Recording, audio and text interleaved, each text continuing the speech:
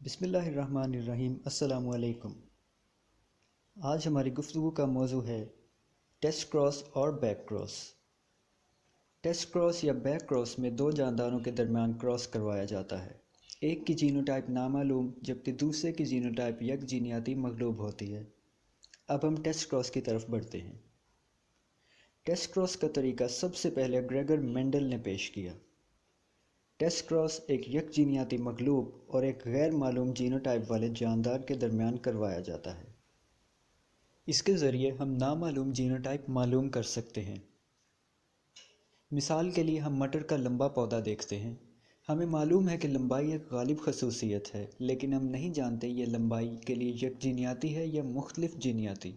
یہ معلوم کرنے کے لیے ہم اس پودے کا ٹیسٹ کراس ایک یک جینیاتی مغلوب پودے سے کروائیں گے۔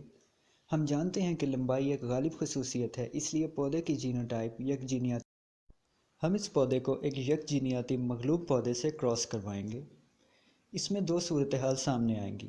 ایک میں آدھی اولاد لمبی جبکہ آدھی اولاد چھوٹے قد کی ہوگی، اس لیے پودا لمبائی کے لیے ہیٹروزائگس ہوگا۔ دوسری طرف ساری اولاد لمبی ہوگی، اس لیے پودا یک جینیاتی ہوگا۔ اس کراس کے نتائج یعنی اولاد کی جانچ پڑتال کر کے ہم غالب والدین کی نامعلوم جینوٹائپ معلوم کر سکتے ہیں۔ اب ہم بیک کراس کی طرف بڑھتے ہیں۔ یہ کراس سب سے پہلے ہارلن اور پوپ نے 1922 میں متعارف کروایا۔ یہ F1 نسل کا واپس والدین میں سے کسی ایک جاندار کے ساتھ کراس ہوتا ہے۔ اس کراس میں ہم اپنی مرضی کے مطابق خصوصیات کو کم زیادہ کر سکتے ہیں اور ضرورت کے مطابق خصوصیات حاصل کر سکتے ہیں۔ یہ سب کچھ آگے دی گئی تصویر سے ظاہر ہوتا ہے۔ پہلا کراس P1 والدین کے درمیان ہے جو کہ ٹرو بریڈز ہیں۔ پھر F1 نتائج جو ہیٹروزائگس ہیں یک جینیاتی مغلوب والدین کے ساتھ کراس کرتے ہیں۔ آخر میں وہی نتائج آتے ہیں جو کہ F1 میں آئے تھے۔ یہ عمل جاری رہتا ہے یہاں تک کہ ضرورت کے مطابق خصوصیات مل جائیں۔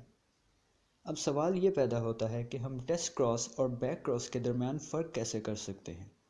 ٹیسٹ کراس ایک غالب فینوٹائپ اور مغلوب فینوٹائپ کے درمیان کراس ہوتا ہے، جبکہ دوسری طرف بیک کراس میں F1 کے نتائج اور دو میں سے کسی ایک والدین کے درمیان کراس کرتے ہیں۔